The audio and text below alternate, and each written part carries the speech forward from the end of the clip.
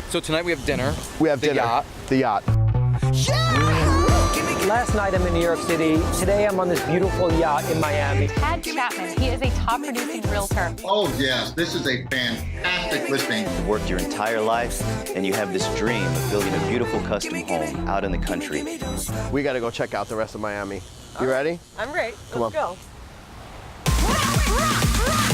We do it in the spirit of going against the grain of the negative media, giving inspiring information, and having people walk away from our show with something of value. You're seeing a disruption in both the real estate and the mortgage space. A lot of people are just not willing to put in the work. What video does is that it demands an emotional response. You know what I love about the show? It's totally unscripted. Welcome back to The American Dream. This week, we're taking you to a city that is synonymous with the American dream. And to me, it's a little slice of paradise. You're gonna be seeing the best properties, the best restaurants, and you're gonna learn a thing or two along the way. We're going to Miami, and I couldn't be more thrilled to introduce you to who you're about to see next. He's everything you think of when you think Miami Beach, and for that reason, he's our guide to explore one of the most glamorous cities in America. Take it away.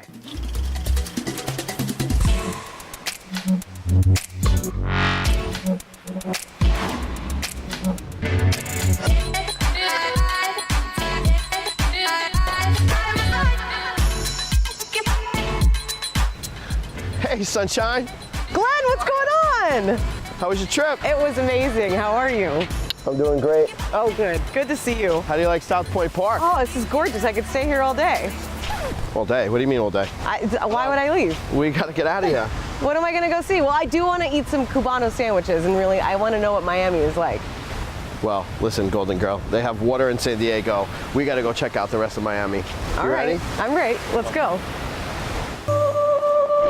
By the way, that's the Continuum. Okay. And that's the Portofino. So south of 5th, being one of the most wealthiest communities down here. It's got its own zip code. It's got its own school district. I feel the affluence here. Time. Great restaurants. Smith & Walensky.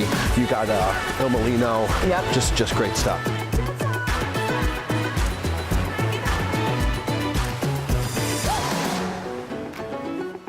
Glenn, I feel like my sunnies are way too what? San Diego. My sunnies. Sunnies. Yeah. What's a sunny? Well, these sunglasses. Oh, sunglasses. Yeah, jeez. Don't you feel like these are a little too San Diego? They're a little San Diego. Okay, I think I need some. Do you have any that are more Miami? I do have more Miami, actually. I had a feeling you'd come in clutch with some extra sunglasses. Wear them well. Okay. Be careful. Are these? You break them, you buy them. What are these? Versace's. Versace? Yeah, Versace. That's it. Did you steal these off a celeb? I did not. I bought them off a shelf. Okay, so where are we right now? So we are in Brickell. There was just actually a $14.3 million grant from the city that's going to clean this up underneath the railway from here. This is the Metro Rail. Okay. From here all the way back to the end of Brickell, which is literally only 14 blocks, but it's the most densely populated area down from New York City. The population is quadrupled in the last 10 years. Yeah, I was going to say, So if you Miami's known as the Magic City because it's grown so much in the last 100 years, This right? area, there was nothing. Every lot was vacant. There was nothing here. Oh my gosh, look at this. Oh my God, it's a huge iguana crossing. Crossing the road, watch out. They have that in San Diego? No, I've never seen it. I've never seen it. Get bit by sharks, but not an iguana. Everybody respect them? Everyone? Yeah, well, I mean, what are you gonna do, run it over? No, you can't. Bro, break your car on that thing. Okay, I feel like I'm officially You're officially in Miami? in the city, yeah. You're in. Before we go anywhere else, I'm so thirsty. We're gonna drink somewhere. You know what the rule of Miami is, right? Stay hydrated. The rule? Oh, Stay okay. hydrated. Stay hydrated. Right, All right. exactly. Okay. It's 5 o'clock somewhere. We're at the Epic. Let's go grab that drink. I know you're thirsty. I feel like this is the right place to be, and I'm so thirsty. Leave your sunnies. Give me my sunnies. Leave your sunnies back there. All right, let's rock and roll. And this is like one of the top restaurants around. Is it so sick that you have to have your sunglasses on? Trying to be Elijah. Well, a little bit.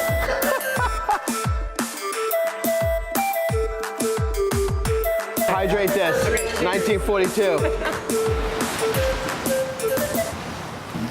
So what do you think of Glen Asher, right? Snazzy, fabulous. We are so thrilled to be partnered with such a force in Miami. Up next, we have a special treat. We're gonna check out modern-day Miami and blast ourselves into the past and explore a very significant home built by the maverick of Miami, Alfred Browning Parker. Check it out.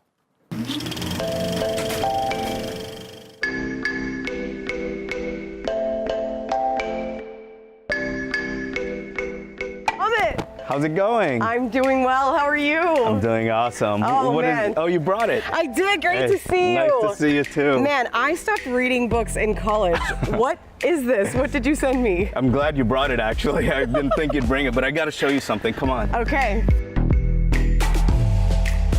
So I'm really excited about this place, and Man. hopefully it starts to make sense with the book.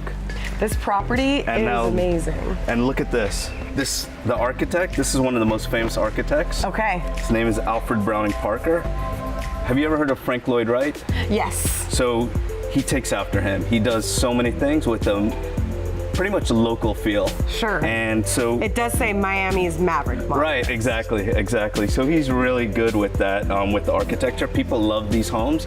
Problem is, living in Miami with the sun and the views and everything, I don't have too many people looking at homes like this. Sure. That's why I send you the book, so maybe you can... That makes sense. You know what, I glanced at it, but I want to know in person. Tell me about this property. I get a sense that it's this mid-century modern with this grand outdoor area, but it's an extension of indoor. Tell me about the property. Right, exactly. So you did read a bit, so that's great.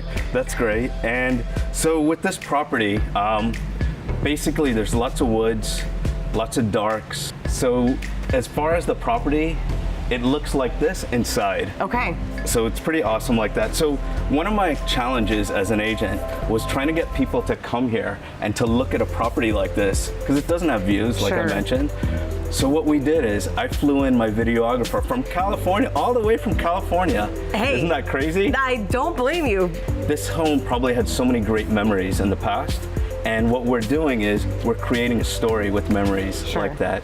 And we think we're gonna really totally kill it with the video. The kids are cute. We are so excited about it. And pull at the heartstrings a little bit, make it emotional. Yeah, you know, we gotta do what we gotta Completely. do. But I think in the end, someone is gonna love this house. And that's why I sent you the book.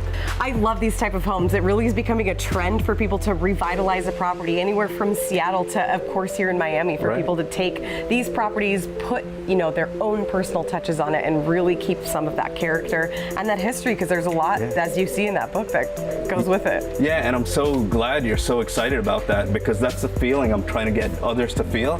Just attached to the property. Exactly. 100%. It's beautiful. Let's check it out. Let's go. Come on.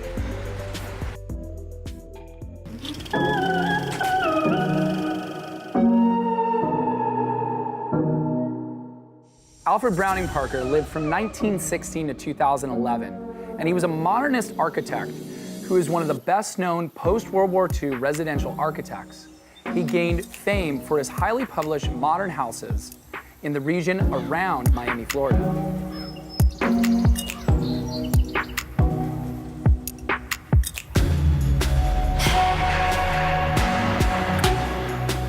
Alfred Browning Parker designed well over 500 projects in his 60-year career. Most notable were his own homes, especially the homes he designed for himself on Royal Road and in Gables Estates.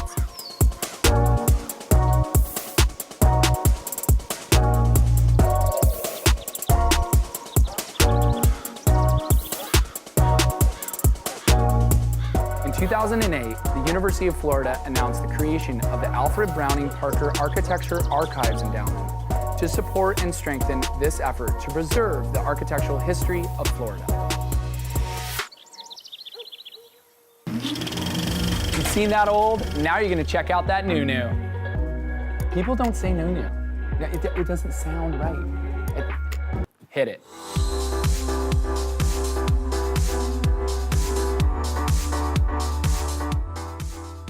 I've got a great guest lined up for you right now, Tad Chapman. He is a top producing realtor with Momentum Group of Keller Williams Heritage. Great to talk to you.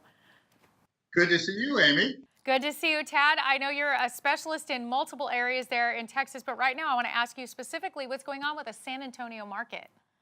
Well, there's a lot of things influencing the market here in San Antonio, and especially the interest rates, of course, are affecting buyers everywhere. But specifically here, we're seeing indicators that we're kind of at the top of the market.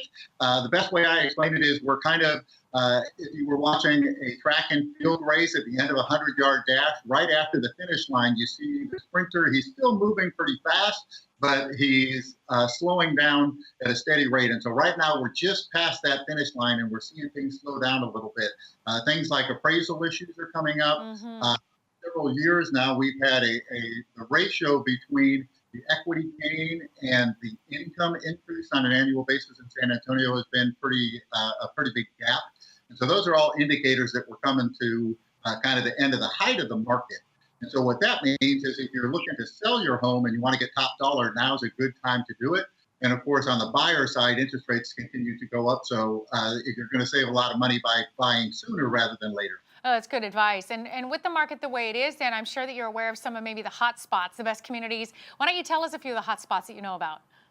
You bet. Well, one of the hottest spots always in San Antonio is an area called Alamo Heights. Historically, that's a prestigious area. It has the _1 public school district in the city. And just kind of a nice blend of urban meets suburban.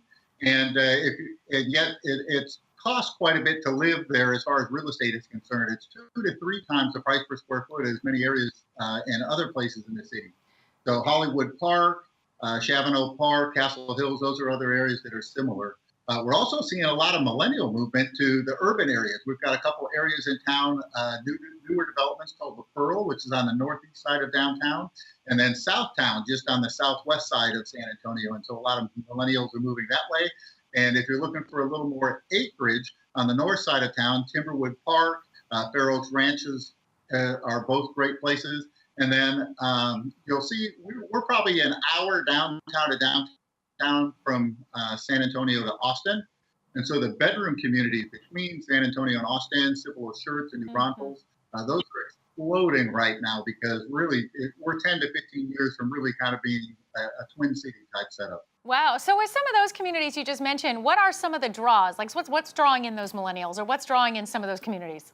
You bet. Well, school districts, I mentioned with Alamo Heights and other places, I'm working with buyers all the time where the #1 factor that they're looking at is the school district wanting to get their kids, whether it's a specific elementary school or just generally in a high school district. And it's kind of strange because I moved to San Antonio 25 years ago and there wasn't much traffic then. And we're not to California traffic by any means, but it's increasing. Forbes had San Antonio as the #1 growing city in the country. I believe it was in May of this past year. And so that's having a huge influence on traffic. And so there are certain areas where maybe they aren't drawn to, but they stay away from because of the traffic. And then, of course, there's amenities like shopping centers, SeaWorld, Fiesta Texas, Six Flags, those kinds of things. Oh, it's fantastic. I know that you happen to have a preferred listing right now in one of those areas. Why don't you touch on that for us? Oh, yes. This is a fantastic listing. It's a 4-bedroom with 4.5 baths. So each bedroom has its own attached bathroom.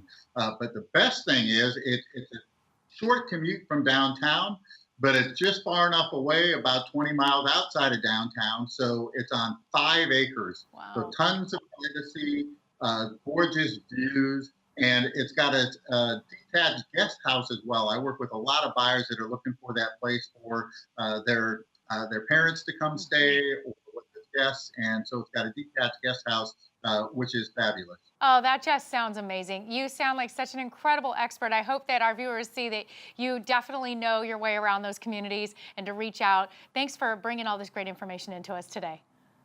Absolutely. Well, thank you, Amy. Always a joy to be on the show. Great to see you, Tad. Take care. Thank you. You're watching The American Dream.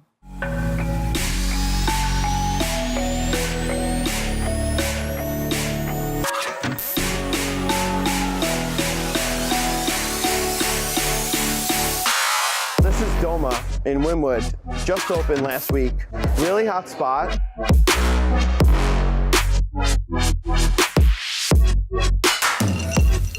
Fine art, fine cuisine. They go hand in hand. That's kind of what Miami's all about. Yeah. You know, the new Miami at least. Yeah. So what was Wynwood like a few years ago? What is it now? Dude, this place was all industrial, no development. So Moishe Mana came in, bought out a ton of space, sold a lot of all the big developers, and they said, you know, this industry district could be transformed from warehouse to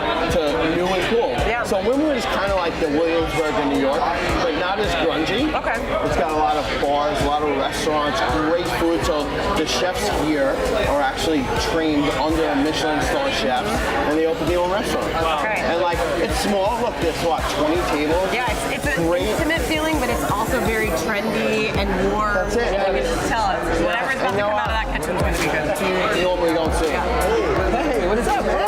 How are you? Pull over a chair. Grab a chair.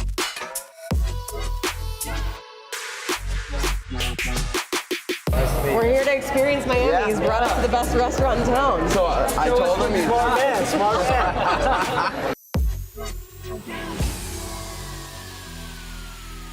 Because people can get more than just a restaurant. They can walk outside, they go in the gallery. I know a friend of mine, I think it's a mutual friend, went to the gallery and spent a lot of money and got some beautiful artwork, How right? much is one of the pieces in there?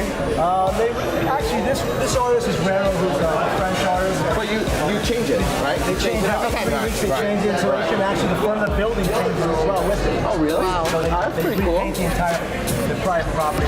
You know, Wynwood is totally different than any other neighborhood in Miami. It It's feels really like it. artsy. Yes. You know, you got the Wynwood walls, you have a ton of restaurants, Yep. you got great food. It's got a lot of character. Just everywhere you turn something different. Yeah. And that was what the inspiration behind this project. Because we're next to the railroad track, Right. the Florida East Coast Railroad. The project is actually called the Wynwood Track. You know, moving to New York with a big business, came here, left it there, go back once in a while, went back and forth, and decided this is a better quality of life. That's it, yeah. Right? You know? Life is what it's If you could do it here and make it here and have your business here, life is great.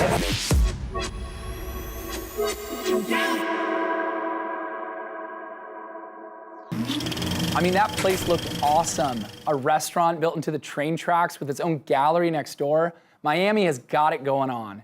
If you thought that was cool though, wait till you see what we have going on in your town.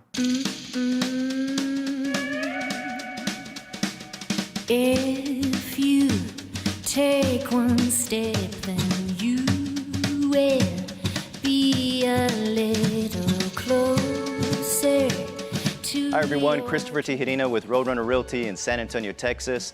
And I have a question for you. How many of you have dreamt of building a vacation home out on the lake? Maybe a house out on your family's ranch? Or if you're like me, you've worked your entire life and you have this dream of building a beautiful custom home out in the country in peace, in quiet and serenity. Well, today we're going to be discussing building a custom home from the ground up. We have a special guest with us, Louis Winecoff, the owner and operator of L&L Custom Homes, my friend, and one of the finest builders in the state of Texas. Louis, welcome to the show. Thank you for having me, Christopher. Really appreciate it. Great. Well, tell us a little bit about yourself and tell us about your business. Well, I've been in business for about 12 years. We've started building our custom home for my wife and I. And working for a production builder and going through the process and hearing all the scary stories that you hear from typical customers, my wife and I went through that. We went through that experience and we wanted to be able to offer the good experience of building a custom home through that process. Okay, wow, that's awesome. So when you have your customers now with L&L Custom Homes, where do you guys start with the concept? Well, we love to come to your home, Christopher. We want to meet with you. We want to sit down and talk about your needs, and then we want to talk about your wants. We want to see your home and see what you like about it.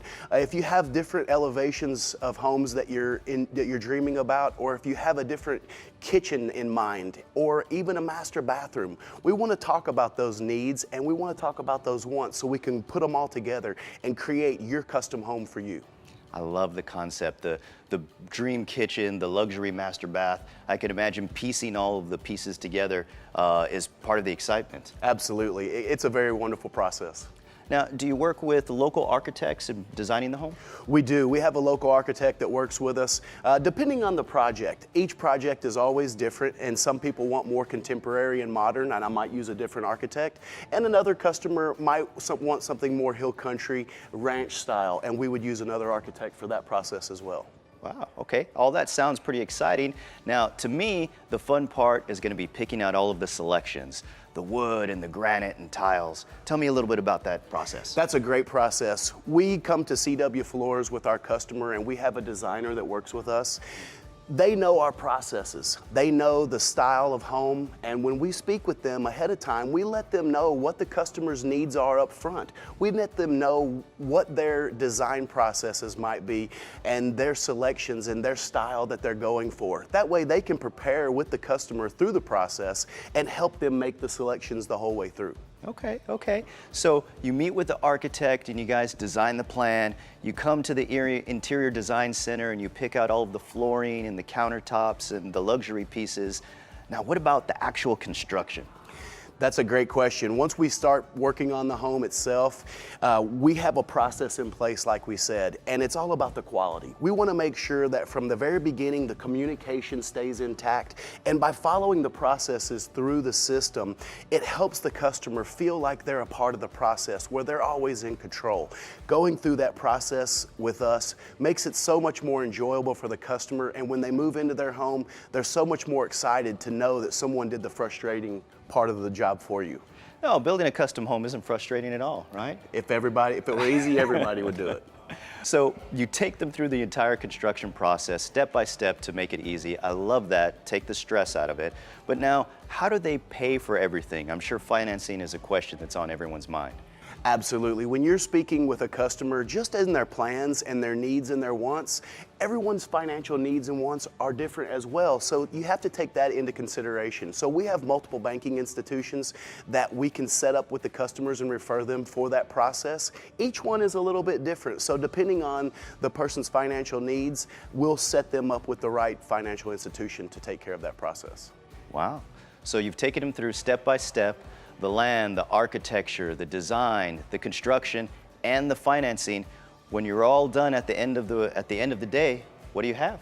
You have a completed home, a happy customer. When they move into their home, they're so excited. When they move into their home, we tell them as a joke, we don't sell you the nasty process of building a custom home. We sell you this final product. And at the end of the day, the final product is what sells itself. I love it. It sounds like an amazing experience. I can't believe that you've been able to help so many people over the years, and I'm looking forward to the process myself. Absolutely, it's a great process. We love building custom homes, and we love putting a smile on the customer's face. Great. Well, thank you for coming out today. It was a wonderful time hearing about your process and about building a custom home. Back to you guys at the studio.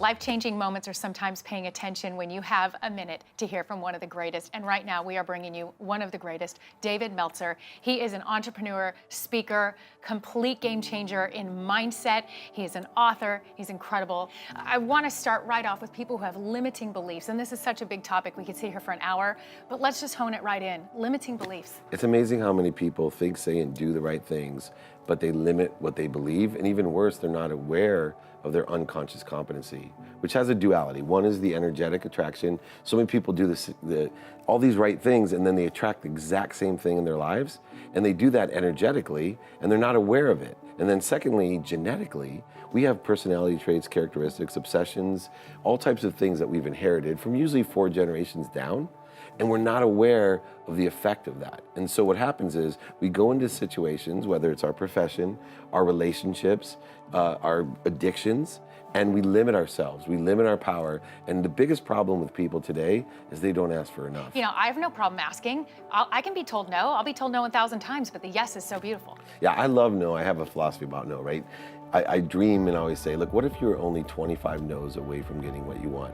How excited would you be after the first no, the 10th no, and especially the 24th no? But yet, I know your attitude shared with mine. It's like most people hear no, and it's like you were saying earlier, like what you have to do. You look forward to what you have to do. It's not what I have to do, you say. It's what I get to do. You get to do. Same philosophy with no. It's an unexpected opportunity. And sometimes the no's are just as much of a blessing. I am so thankful for so many no's in my life. I don't know about you.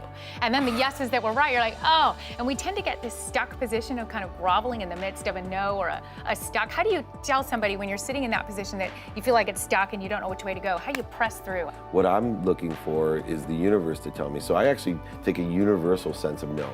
If we're involved in a business deal and I'm trying to get an answer from you and you tell me, oh, my son got sick and I can't make it, that's one no. and then maybe my tire breaks when I'm going to see you. That's 2 no. These could be very legitimate reasons. And at that third, here's the interesting thing about the third universal no, is that if something happens for the third time, and for example, we couldn't do this interview 3 straight times, I would call you, Amy, and say, you know what, Amy, this isn't the right way or the perfect time. I'm very interested in doing it, but I have other things I need to do. When you're ready, please let me know. What happens is 50% of the time, there's no resistance, and someone like you says, oh, let's do it right now. And the other 50% of the time, it never happens. And what I've just done is saved all that time, energy, and emotion, allowing the universe to tell me what the guided path is. As a manipulator earlier in my life, someone that could sell you, how to be in control, an ego-based life, not a radically humble life, then I actually extracted value by selling, overselling, back-end selling, manipulating, and even lying at times. Instead, I shifted the paradigm of value that says, every morning I wake up, may God put in front of me 10 people I can help. May I provide as much value to my wife and my children as I can, and then my immediate family, then my business, then my community, then my country, and then the world. And every single thing that I do is just based on how much value I can provide, trusting in what we talked about earlier, that I create a void for the universe to fill. And if I'm asking correctly, if I'm in receivership, where things are coming through me for others, more and more things happen that I want to happen in my life. I hope that our viewers watching right now even took 10% of what you just shared, because it's life-changing information that literally could shift everything. And I can't thank you enough for being on the show today, bringing this. I hope that everybody realizes to follow you online, because even watching some of your videos, they're funny, they're informational, it's awesome. They could get nuggets every day that could help change this mindset, because it only takes a little bit of time for something to become a habit. You just got to do it. And you got to do it every day, consistent, right? Absolutely. Thank you for coming on The American Dream today. An honor to meet you. It's a dream to be with you, Amy. Thank you. Make sure you follow David Meltzer. Follow us here at The American Dream. Check out his stuff. Follow the positive message that is being sent out. It could change your life. We'll be right back with more. At the end of the day, nothing is promised tomorrow, so it's all about living in the moment today.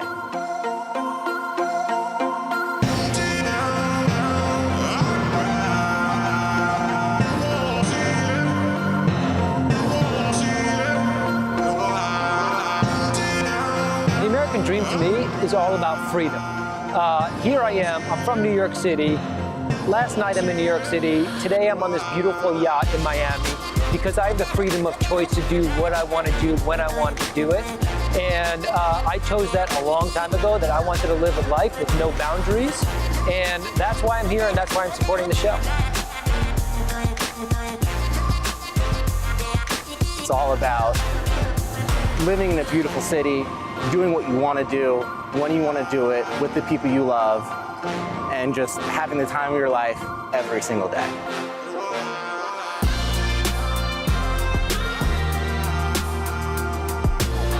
I love the American dream because it's a different angle on getting in touch with some of the real estate, some of the people, some of the communities, and not necessarily just solely based on some sort of a reality TV show and following characters. It's more about what's real in front of you and the subject matter at hand and the community, really, and the surroundings.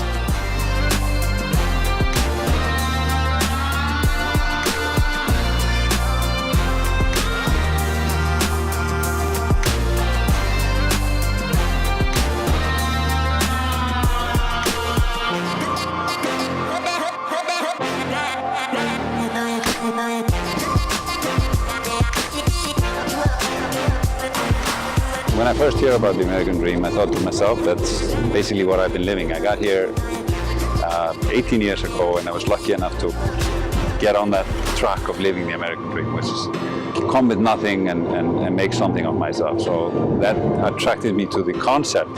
After I learned more about it, I actually understood that it was about, positive message of what you can do and what real estate and other things can mean to people. So yeah, it's all good.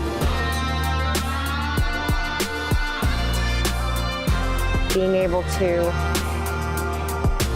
provide the best possible life and legacy for my children and for my family, living a life of ease and comfort. And I think I've persevered and had a lot of tenacity throughout mine in order to create something, and to live here is like a dream.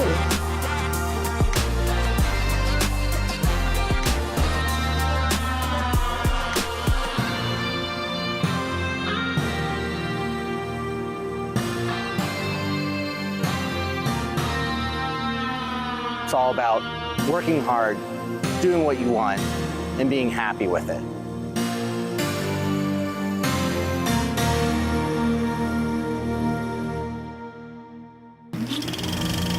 Glen, why didn't you take me on that boat, buddy? I've got my white blazer. I mean, these guys are living the American dream for sure. If you think you have a great story for the American dream that tells a story of both real estate and entrepreneurship, we would love to have it on our show. And until then, dream on and dream big.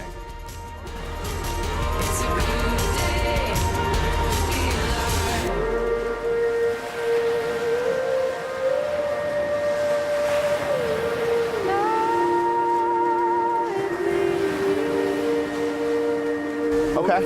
The Cuban lunch today in Old World, Miami. I thought that was tomorrow. Okay, is that the taco That's place? tomorrow, Perfect. correct.